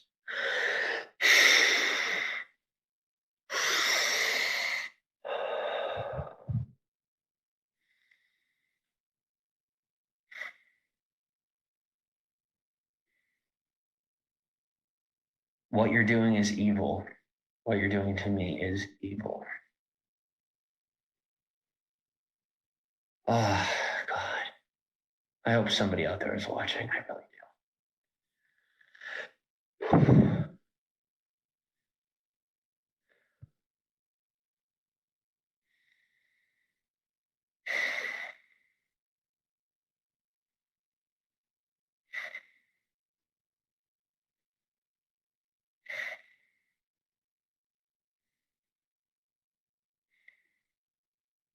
I can't believe there's people in this world willing to do this to me right now. That's the worst part.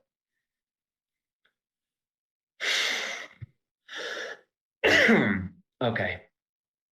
How do I say this? And the guys, you're not gonna win though. I don't think you know who I am. And I'm not being a narcissist about this. Oh my God. People really think I'm that weak.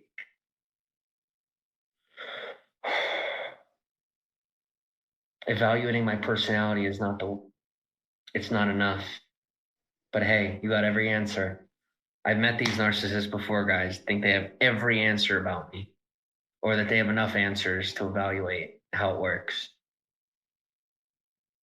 I'm not saying I know how it works. I'm saying I know how it doesn't work. And I'm very good at recognizing when it doesn't work. And this doesn't work on me.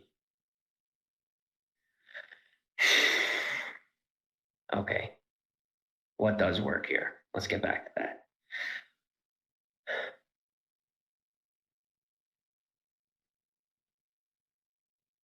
Me rejecting your viewpoint on my life is not the same as me rejecting your viewpoint on your own.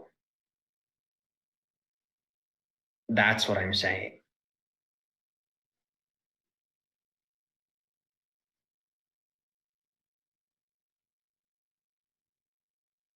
I'm rejecting your viewpoint on my life. I'm not rejecting your viewpoint on your own. I don't know your viewpoint on your life. You're only talking to me about your viewpoint on mine. Those two are very different. And while people wonder what I'm doing, since day one, I am simply educating the public. If you receive this as education, you'll realize what I'm saying right now is very educational. It's just a part of education that has been intentionally taken from you. I'm not a teacher. Not saying I am. I'm just saying that as long as my life is threatened, I don't have a problem with toppling where the knowledge falls. My life is being attacked. If you're going to attack my mind, the willingness to attack me is enough for me. That's something I said to someone today. Your willingness to attack me, that's an attack. The willingness, I did say this to someone today, so let me say it better. You trying to hurt me, even when what you're doing isn't working, is hurtful in itself.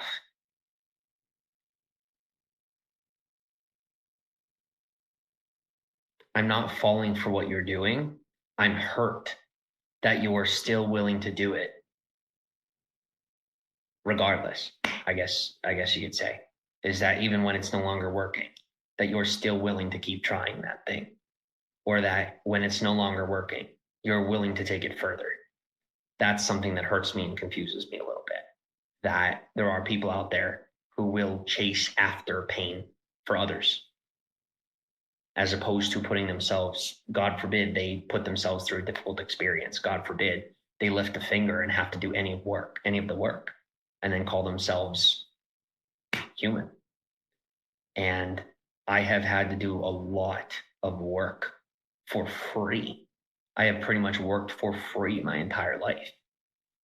And I put in a lot of work interpersonally to get healthier and get better mentally over anything else. And I continue to put that precedence. And I know that no matter what anyone tells me, being mentally on top of things and being mentally healthy will always be far more important than the paycheck or the gun in a case in the closet. It will always be more important than a social pull or popularity bias. And although there are so many people who are fighting using popularity bias or weapons or what have you to either silence me or tip the scales in their favor, I have learned from some of the best teachers in the world who don't have to be alive to learn from how to double back and focus on my own health and see that me focus on being healthy is the greatest way to preserve my life. I don't want my life to be preserved after death like some people have done. I just want to be healthy in this day and age and be left to do so. I don't want to go further than being healthy. That's it. I want to be able to be healthy and get along and interact in today's society. A struggle that I've often had with this is going to upset some people because I am Catholic. I am comfortable with having a conversation. And sometimes, yes, sometimes I do get excited to have a conversation about controversy, just like a lot of people, because it raises questions. I don't want to have the conversation because of negative stuff. I want to have the conversation because it raises questions that deserve to be answered for the sake of our growth, not for the sake of some crazy cause that people would love to believe I'm a part of. And I literally stand here denying it, while there's a lot of people in the media who will intentionally look you in the face and say, hey, I'm not a part of the club, but I'm a part of the club. I hate to break it to you, but the people who say that they're a part of the club are not a part of the club. Okay? That's how it is. Do I really know? Yeah, I actually do. I actually do. That's why I refuse to be in the club, because they're nuts. I'm not on board for it. All right? Hurting other people for the sake of an agenda that has to do with selfishness, not on board with it. Silencing my voice is something that a lot of people know isn't going to work. And while people are so busy barring me from things that they think I want, they're missing the point here. That if they won't do anything else except do all my work for me that has to do with the negative side of the spectrum, I will let you bar me from things that I don't want. While you think that you're barring me from things that are good for me. I don't want them. I want to know my enemy. I don't want my enemy to be shrouded. I much more prefer that they're in my bed. I much more prefer that I see them in front of my face and I know who they are and they expose themselves. Guys, I'm not mad. You're mad. That's why you're speaking in all caps, because you're mad. Because I'm having a conversation while you guys put 666 in your bio, and then you'll call me crazy.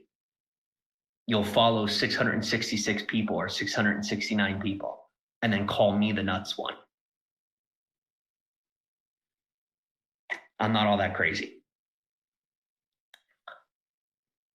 I'm just good at what I do.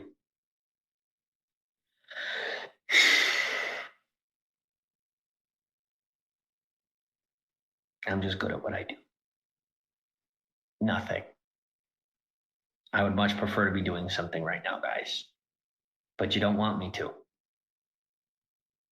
If you really did, the powers that be wouldn't be trying to silence me and make me sound nuts as I talk about it. All the things that you guys sit back and put in your bios and put in your profile and then sit here and tell me that I'm the nuts one. How do I know? I had my day. I had my day where I thought that was the end all be all. And I woke up and I said, whoa, that's nuts. I know you guys are sitting here like, I'm not doing it. It's not happening. I'm not doing it. It's a big deal. And I say it to your face because I care about you. And I understand if you're too weak or you're scared or you just want something, you want to make sure you have the paycheck. Guys, let me tell you, you might see those people with the paycheck. It's not worth it. It's just not. It's just not. It's just not. It's Satanism. And if you ask me, it's a little insane to believe that you can sacrifice your child or put 666 in your bio and then you're going to be rich and famous and then that's the answer. There are some really unhealthy people in this world right now. I hate to break it to you, but I'm one of the people who are a lot less healthy than the best people in this world. But I'm a lot more healthy than a lot of other people in this world right now. So instead of looking at me, because I sit in the middle ground and I just have a conversation, notice how there are 73 people freaking out just because of what I'm talking about. And while other people are talking about things they say they're interested in, they're not in that person's broadcast. And if they're not in my broadcast, they are in someone else's broadcast having a conversation about me. But hey, what do I know? What do I know?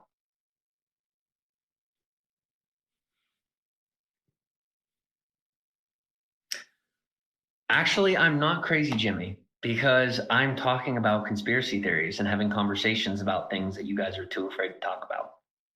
I'm not sitting here saying I'm doing it. I'm not saying it definitely is out there. I'm saying that there are a lot of people putting it in their bios. I'm stating facts. These are facts. There's things people are doing. These are things people are doing. Covering their eyes up in the videos and doing this and blah, blah, blah. But you'll look at me and say, well, no, you're the crazy one. You're talking about it. Don't look. I'm scared. Guys, why be so afraid?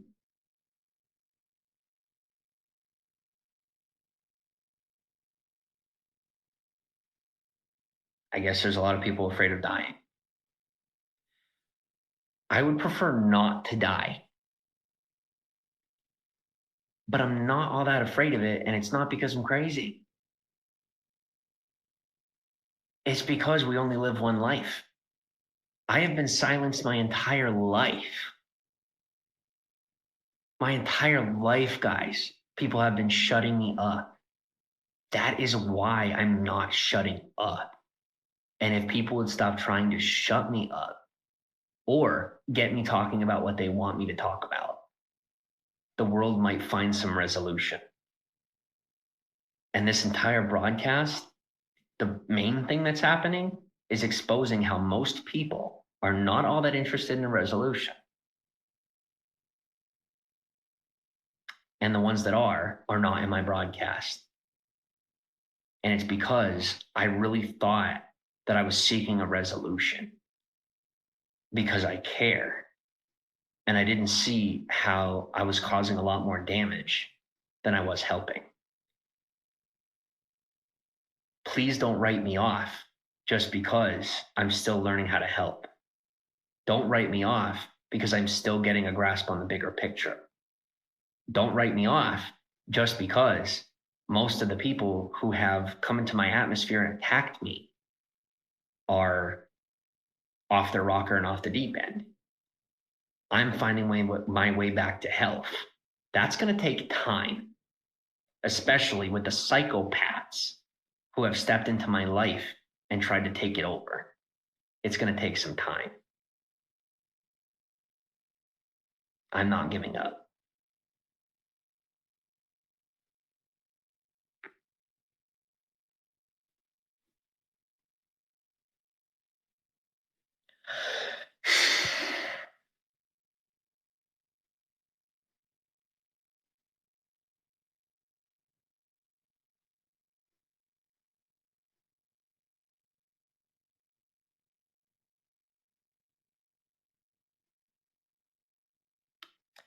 It is amazing to watch people Freudian. There's a lot that's pervaded our society, and people are like blaming it on me. It's amazing. It's not my fault. I don't know. I'm trying to figure it out. Not like anyone's trying to help, though.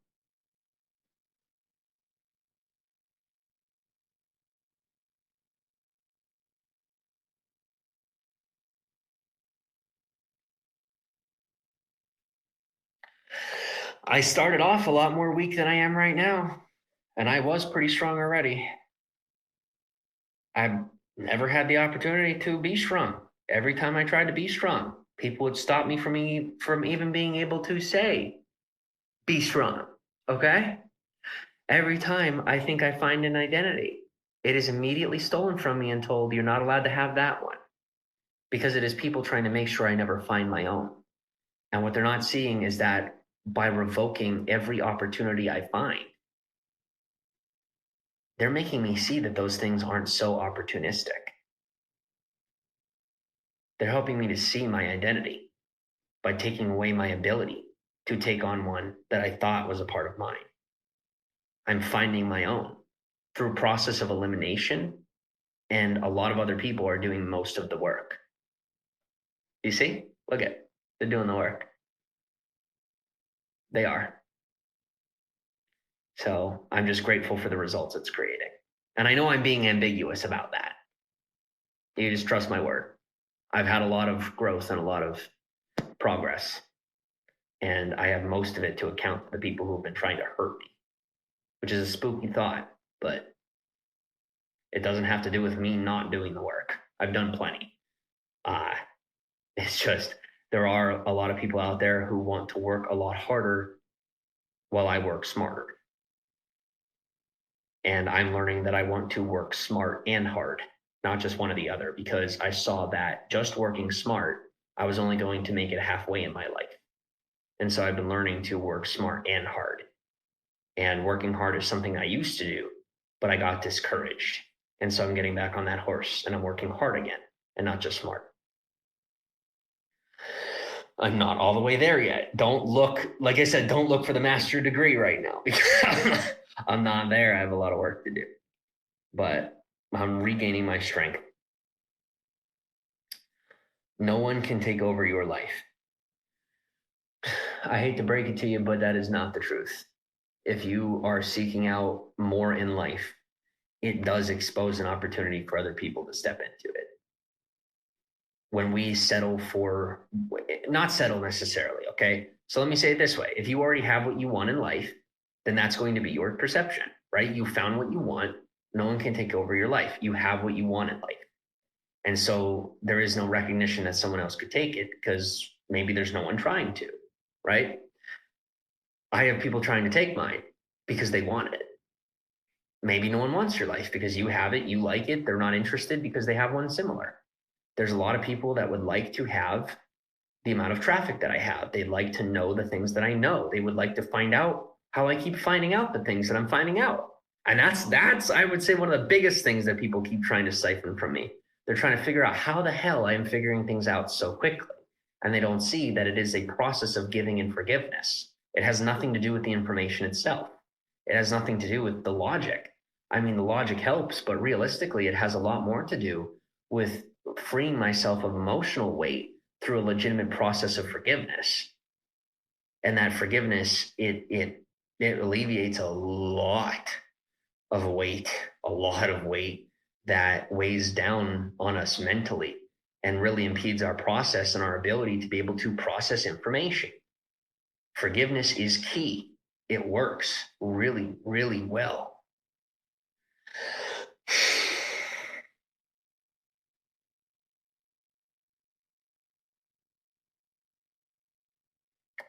Well, I was definitely not shunned by every girl in high school. Don't you know? But hey, whatever you so choose to believe. Can you just chill now and tell us something good? This is something really good. My life is something very good. My survival right now is something very, very, very good. And it might not be all that much to you. It's a lot to me. It's a big deal to me. Is that I'm alive right now. That's more than a lot of people could ask for. The amount that I'm awake and alive in my life right now, it's to be grateful for.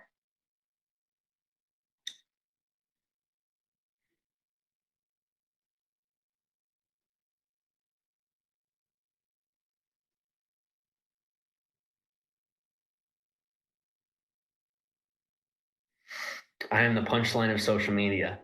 I would agree on that. I would definitely agree on that. I would. That's a disappointing thought.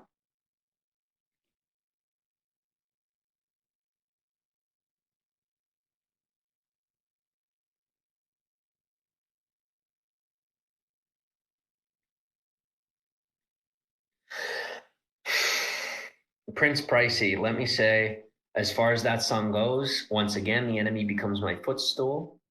I am grateful that song was taken from me because it is false.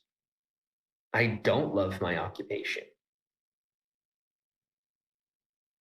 And every day is not vacation. And every day would have been vacation if I had decided to settle for half. I'm going for the whole thing. If I had settled for half, yeah, I would have lost myself and made a paycheck. And I would have been willing to step on everyone else to do it. Thank God you guys wouldn't let me, and thank God I wouldn't let go of you. And where I thought you were a dead weight, and you thought I was a dead weight, maybe you still think I'm a dead weight, but I see that you are not a dead weight. No offense, I'm sorry that I felt that way. It was based on the way you treated me. It was based on the way of most of you treated me that I thought of you as a dead weight in my life because of how it made me feel. How you treated me made me feel it. I was almost impossible for me to function while being isolated. Blah, blah, blah, blah, blah. We know the story, right? We all know my story at this point, or at least from a perception that you can grasp, right? You can't have the full story. You're not me. And I can't give you the whole story right now. I can give you little by little.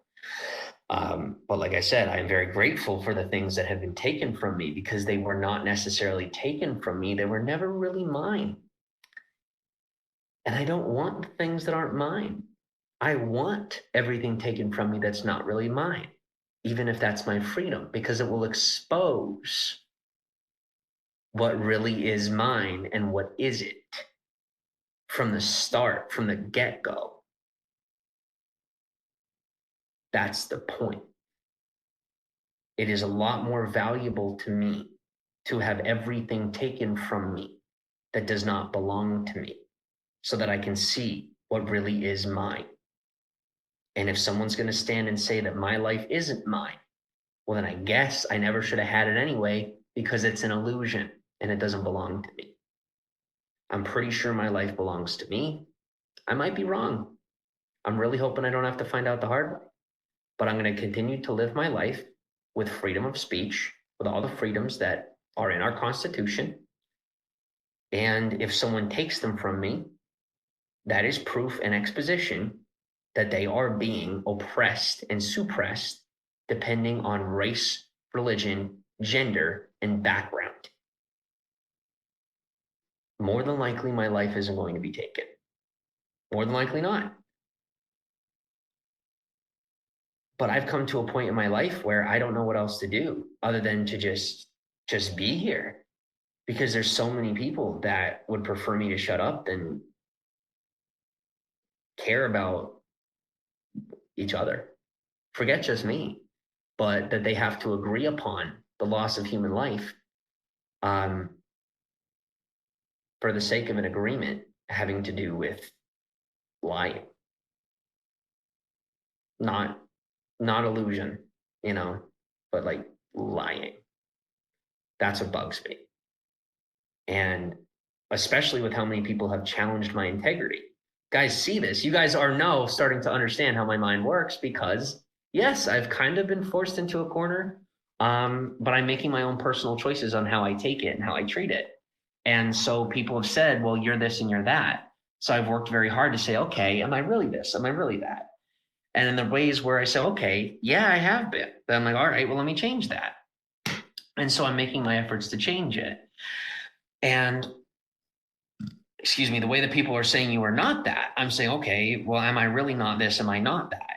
And making personal reservations for myself to continue to tell the truth in the places that I'm embarrassed over the mistakes that I've made and the mistakes that I still make, right? I'm embarrassed. And you guys could tell that, yes, I am still super embarrassed. But the next step I want to make is, hey, how do I get better?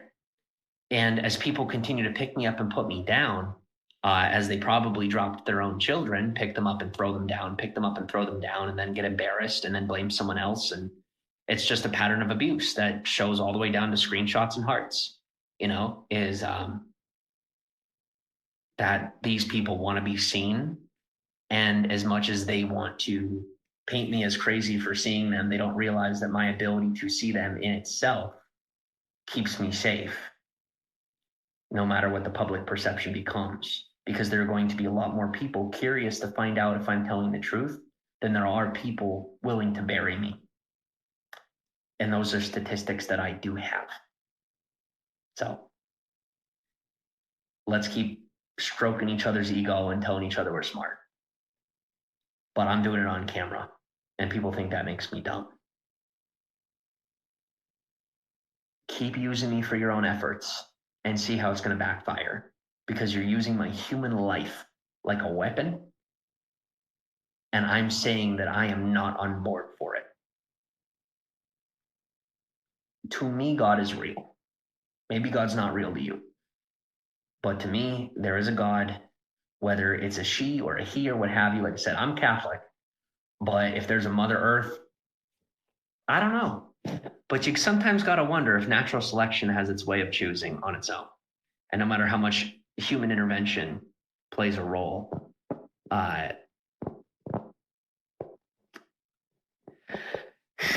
why do I sound so nuts, and why am I willing to believe in such unique ideas? Because there are so many times that my life should have been taken, and like I shouldn't even be alive from birth. Like from birth, I should not even be alive. So yeah, I create this complex within myself to say, okay, well, there's a reason I'm alive, right? It is something within my own existence that I choose to say, okay, there's a reason I'm alive. I don't necessarily want to step into other people's business or be this way. I don't want to be. It's when other people will revoke information from me and continue to attack me instead of try and help me forward. They said, no, you have to quit and then we'll give it to you. I'm a lot smarter than you think. And I have definitely learned that the more that people try to tell me to quit and then they'll give it to me, that is called manipulation. I'm being strong-armed to shut up. And it might not look like anyone in this chat is shutting me up. Guys, I am talking to people that I have talked to in real life that have done this to me, that I'm now talking to them to the screen because they no longer have the privilege of my time, because I figured them out. They're not as smart as they think they are. But I'll tell you what, guys, I became such a bone for them. They're going to chase me, even if it costs them their retirement. And that's a scary thought. It's a scary thought. But I know that as long as I continue to poise myself and fight forward, that I am going to grow past even those people. Giving up isn't the answer. Fighting isn't either. But standing my ground, and every time someone tries to challenge me and say, hey, this is how it is or that's how it is, I will say, hey, I'm a self-defensive person, and it is only when you step into my reality and threaten my existence itself that I will step out and say, hey, your privacy is less important than my reality. Don't question my existence, and your privacy won't be in question. And that's not a threat. It is me knowing a lot more about my own situation than you do, and that I'm in a position where I don't have a choice. And you may not see that, and that's fine. And you can judge me and tell me however it is. I'm saying back off because there's really not any other way, and you don't see nearly as much of this as you think. And that's a couple of people I'm talking about, right? Individuals, all right? Is I know you're watching this because I can tell based on the chat. And here's what I'm going to say to you guys. Think of, and I said this to someone yesterday, whether or not you believe that I have the ability to read what's going on that well. I used to spend 18 hours a day on the platform doing live streams while having people in the chat. Okay? Yeah, that's too much. I gave too much. Definitely. Steve, no, not even close to you. That's the point I'm making here. Oh my gosh, the ego on some people. No, this is the point I'm making. And while you guys want to expose bigger people, no offense, but you can't handle them. And I say that with love, is you can't handle them. And you don't want to. And while you're so busy trying to expose them, you don't know that they're the kind of people who have no problem with making you disappear. I know that, and I care about that. That's why I keep my mouth shut for the most part. And while you're so busy trying to expose me, you don't know what you're digging up. And it would mean a lot to me for you to stop. Because it will cost me my life if you don't stop. I'm smart enough to know that. I'm also smart enough to know that I play a role in that. And while everyone's pushing me back and forth, I'm not getting a whole lot of support here when I'm willing to support everybody about this. I don't want anybody getting in trouble or any drama. You guys, you've profiled me. Some of you have literally profiled me.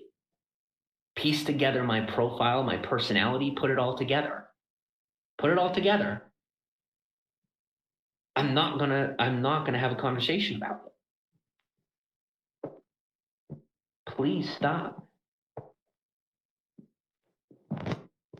I'm looking out for everybody here, not just me. I am the most important person to me in my life. Excuse me for valuing my life. But I am thinking about more than just myself. And while there's so many of you trying to like piece it together and poke and prod me to figure out if I'm being honest about that, you're never going to find out by poking and prodding. Unlike other people, I won't give up. There are a lot of people who just give up, they shut their mouth and they go get their paycheck. I'm not like that. I'm not like that. And people won't accept that. They're like, well, we'll make you like that. Or we'll do something else to you, and I'm not going to do it. I really need you to stop. And for those of you who think I'm paranoid, you are really, really, really messing up here and missing the point. You watched enough movies to tell you that, wow, this is just out there. That's just how it is. You think whatever you have to think. Whatever you have to think to sleep at night, you think that. But I know my story. I know what I've been through. I know what I'm still going through. And what matters to me most is that even the people who've done what they've done to me wake up and realize that they have even less of the story than I do. They refuse to accept the facts. It's called denial, especially when they've had a lifetime of proof behind them to say they know better, plus millions of dollars to say, no, I definitely know better. If you knew better, you wouldn't have brainwashed me. If you knew better, whether it was on purpose or on accident, you wouldn't have done what you did to me. That's it. That's it. It's called morality. There's no excuses for doing that to a person. You being willing to do that to me, or having done it on accident. Either way, I have proof that it was done. It still is wrong. It's wrong. Even if how it was done to me goes all the way down to just the platform. Whether it was people or it's just the way that the platform is built, and I spent 18 hours a day on the platform, and it's built for addiction. Even if it's just that. Somebody did it, guys. Don't you get the point here? If it's made for that, then there's a problem. If it was a person, then there's a problem. This is a problem. I'm not a problem. Being willing to do this to people is a problem. Being willing to let people do this to themselves is a problem. Letting things go to this degree is a problem. That's it. Guys, no matter what the situation, even if I'm the one with the problem, the person isn't the problem. I'm waiting for a boom. I'm waiting for something to click here. That no matter what angle you take on this, there's still a problem, and it's not the human being. It doesn't matter if it's me or anybody else. The person isn't the problem. It's what we're doing to each other. That's a problem. Things that have been done, choices that have been made, actions that have been committed to. If I have those kind of problems, they are based on what's been done to me. I wasn't born with a predisposition. Do you get that? I biologically was not born with a predisposition. It's behavioral. It comes from nurture, not nature, for me, at least. That's my story. If someone else's nature, not nurture, okay. I'm having a conversation about nurture because nurture is kind of my thing. Even though I'm a guy, I was raised by mostly women. Not a sexist thing. Women are by nature nurturing. Raised by women. Born into foster care. Nurtured outside my biological family. An objective viewpoint on nurture. It's my entire background, plus I've doubled down on it because I thought that that was how I was supposed to be, right? It doesn't mean I'm not supposed to be that way, but rather that I do have a lot of experience and education and wisdom in the area of nurture, even though I'm a guy.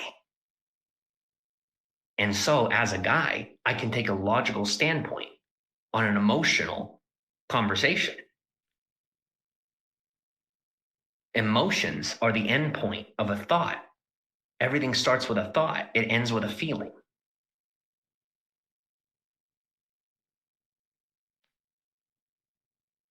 That's important. When we make decisions based on our feelings, we're not thinking it through. That's all I'm saying. So let's start with our thoughts. Because you never know how long you have. Do you? You never know.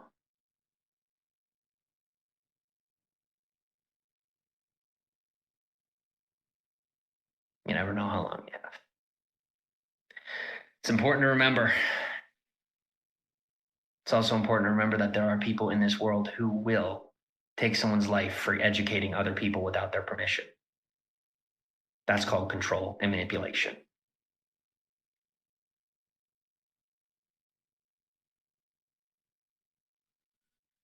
I guess I will go for a walk.